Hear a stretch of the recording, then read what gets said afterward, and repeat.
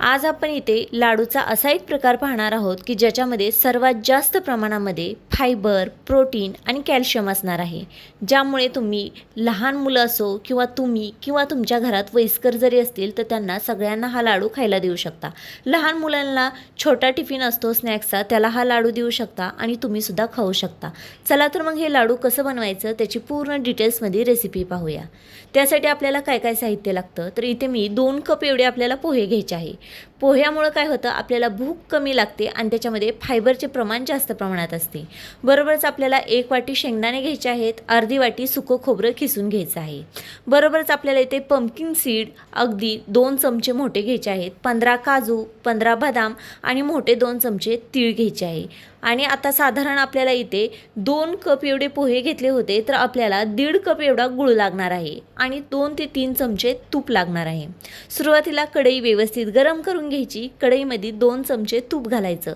तूप व्यवस्थित गरम झाल्यानंतर आपल्याला त्याच्यामध्ये पोहे घालायचे आहेत। आता आपल्याला इथं पोहे अगदी मीडियम गॅसवरती छान असे खरपूस होईपर्यंत भाजून घ्यायचे आहेत। तर आपल्याला इथं पोहेचा कलर जास्त बदलायचा नाही, फक्त पोहे एकदम खरपूस असे कडक झाले पाहिजेत इथपर्यंतच भाजून घ्यायचे आहेत। तुपामुळे ना पटकन ही पोहे छान असे एकदम मुरमुऱ्यासारखे कडक होतात आणि त्यामुळे आपल्याला लाडू वळायला सुद्धा सोपे जाते आणि लाडू खायला सुद्धा खूप छान लागतात। त्याच्यामुळे अगदी 2 चमचे तुपामध्ये 2 कप एवढे पोहे छान असे भाजून सुद्धा तयार होतात। आता इथे पोहे बऱ्यापैकी छान असे भाजले आहेत, हलकासा कलर सुद्धा बदललेला आहे आणि एकदम क्रिस्पी असे झालेले आहेत। एका ताटामध्ये आपल्याला सगळे पोहे काढायचे आहेत। मध्य भागाला छान असा इथे गोल करून घ्यायचा, म्हणजे त्याची वाफ बाहेर पडेल आणि पटकन थंड होतील। आता आपल्याला त्याच कढईमध्ये 1 चमचा एवढं आपल्याला तूप घालायचं आहे। आता या तुपामध्ये आपल्याला काय करायचं आहे तर आपल्याला शेंगदाणे भाजायचे आहेत। इथे हे कच्चे शेंगदाणे आहेत। आता हे आपल्याला तुपामध्ये छान असे भाजून घ्यायचे आहेत। तुपामध्ये भाजत आहे त्याच्यामुळे हे पटकन भाजले जातात, त्याच्यामुळे मीडियम गॅसवरती एकसारखं हलवत अगदी आपल्याला थोडंच भाजायचे आहे, जास्तही भाजायचे नाहीत की ज्यामुळे ते करपट लागतील किंवा आपल्याला जास्त कच्चेही ठेवायचे नाहीत की लाडूमध्ये त्याचा कच्चापणा सुद्धा आपल्याला जाणवेल। त्यामुळे अगदी खरपूस होईपर्यंत छान असे तुपामध्ये आपल्याला 2 ते 3 मिनिटं छान असे भाजून घ्यायचे आहेत। 2 ते 3 मिनिटं होत आलेले आहेत, म्हणजे आपले शेंगदाणे सुद्धा छान असे खरपूस भाजलेले आहेत। शेंगदाणे भाजल्यानंतर आपल्याला काय करायचं आहे, त्या शेंगदाण्यामध्ये पुढचे साहित्य घालून घ्यायचं आहे। तर सुरुवातीला आपण याच्यामध्ये तीळ घालणार आहोत। जो 2 मोठे चमचे पोहे खायच्या चमच्याने घेतलेले होते ते चमचे 2 चमचे तीळ घालायचे। आता 2 चमचे आपल्याला इथं पंपकिन सीड घालायचे आहे, 15 बदाम, 15 काजू घालायचे आहेत। आता इथे तुम्हाला कोणते आणखी आवडत असतील असे कोणते ड्रायफ्रूट्स असतील ते घातले तरी सुद्धा चालतील आणि खोबऱ्याचा खीस जो अर्धा वाटी घेतलेला होता तो सुद्धा घालायचा आहे।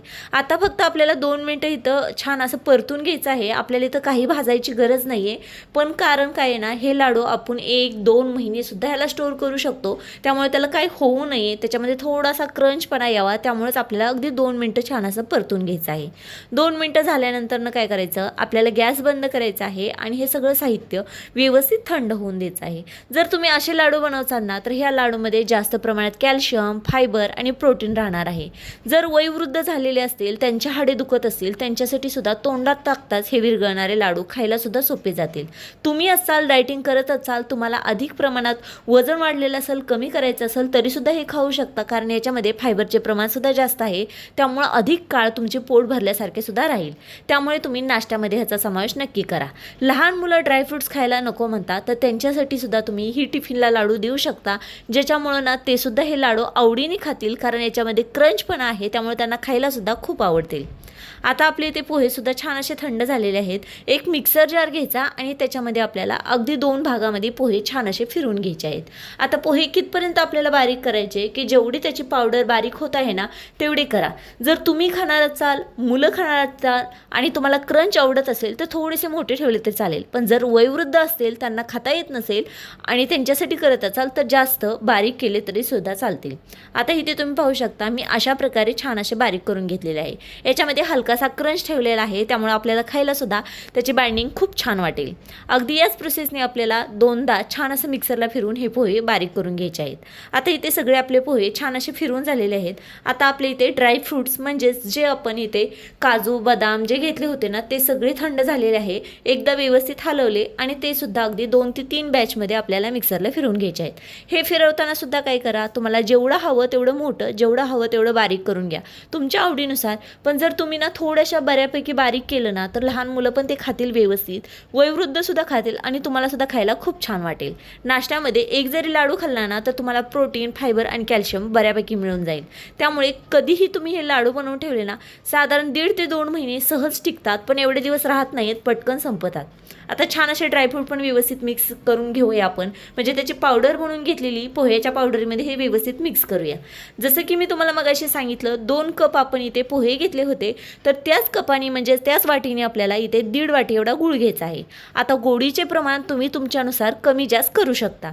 आता हा खिसून घेतलेला गूळ होता, हा व्यवस्थित आपल्याला या पावडरमध्ये म्हणजे ड्रायफ्रूट्स आणि पोह्याची पावडर होती याच्यामध्ये चोळून व्यवस्थित आपल्याला मिक्स करून घ्यायचं आहे. मिक्स झाल्यानंतर काय करायचं, अगदी 1 ते 2 छान असं मिक्सर चालू बंद करत आपल्याला एकदा मिक्सरला फिरवून घ्यायचं आहे. यामुळं काय होतं ना, गूळ आहे ना तो आपल्या ह्या पूर्ण ह्या पावडरमध्ये म्हणजे ड्रायफ्रूटमध्ये आणि पोह्याच्या या पावडरमध्ये छान व्यवस्थित मिक्स होईल आणि त्यामुळे गोडपणा सगळीकडे लागन आणि लाडू वळायला सुद्धा सोपे जातील. त्याच्यामुळे काय करायचं आहे, आपल्याला अगदी बंद चालू करून अगदी 2 ते 3 बॅचमध्ये छान असं हे मिक्सरला सगळं फिरवून घ्यायचं आहे. आता इथे आपले सगळे व्यवस्थित छान असं मिक्सरला फिरवून झालेलं आहे. एका मोठ्या ताटामध्ये आपण याला सगळं काढून घेणार आहोत. मोठ्या ताटामध्ये काढल्यावरती पण काय करायचं, एकदा व्यवस्थित हाताने हलवून घ्यायचं म्हणजे सगळीकडे एकजीव होईल व्यवस्थित आणि गोडपणा सगळीकडे पसरून जाईल. याच्यामध्ये 1 चमचा आपल्याला वेलची पूड काढून घ्यायची आहे. जर तुम्हाला आवडत असेल तर इथे जायफळ घातले तरी सुद्धा चालेल. त्यामुळे काय होतं, आपलं मन आणि ब्रेन असतो ना तो शांत राहतो आणि झोपीला सुद्धा खूप छान असते. त्याच्यामुळे थोडंसं जायफळ घातलं तरी सुद्धा चालेल. आता ह्याचा छान असा लाडू वळून घ्यायचा. तुम्ही पाहू शकता किती पटकन आणि गोल गरगरीत हवा असा लाडू वळून तयार होतो. आता इथे बऱ्यापैकी छान असा गोल गरगरीत असा लाडू वळून झालेला आहे. आता लाडूचा आकार किती असायला हवा, तर 1 लिंबा एवढा. आता तुम्ही लाडू पाहिल्यानंतर तुमच्या लक्षात येत असेल की किती छान असा लाडू वळून तयार झालेला आहे. आता लाडू वळताना याच्यामध्ये तुम्हाला बेदाणे घालायचे असेल, मनुके घालायचे असेल किंवा पिस्ता जरी तुम्ही क्रंच करून एकदम बारीक असा कापून टाकला तरी सुद्धा आवडीनुसार तुम्ही काही करू शकता. आता इथं गुळ जर तुम्हाला घालायचा नसेल तर गुळाच्या जागी तुम्ही खजूर सुद्धा इथं घालू शकता आणि खजूरचे सुद्धा अगदी सेम प्रोसेस, फक्त इथे गुळाच्या जागी खजूर घालायची आणि त्याचे लाडू छान असे वळून घ्यायचे. खजूर घालताना तुपामध्ये थोडी भाजायची आणि मिक्सरला अगदी बंद चालू फिरवायची आणि याच्यामध्ये व्यवस्थित मिक्स करायची आणि लाडू वळवून घ्यायचे. त्याचे सुद्धा लाडू एकदम परफेक्ट होतात. आणि जर तुम्हाला ते नसेल घालायचे तर साधे सोपे तुम्ही त्याच्यामध्ये गुळ घाला. गुळ ही नैसर्गिक वापरलेला आहे, त्यामुळे तो खाण्यासाठी सुद्धा एकदम योग्य आहे. आता अशाच पद्धतीने आपल्याला सगळे गोल गोल असे लिंबासारखे लाडू वळवून घ्यायचेत. सगळे इथे लाडू वळवून तयार झालेले आहेत. हे लाडू अगदी 1.5 ते 2 महिना हवाबंद डब्यात छान असे राहतात. तुम्ही लहान मुलांना टिफिनला द्या, तुम्ही घरी खावा, नाश्त्यामध्ये खावा, कधीही खावा. तुम्हाला कॅल्शियम, प्रोटीन आणि फायबर बऱ्यापैकी मिळणार आहे, भरपूर प्रमाणात मिळणार आहे.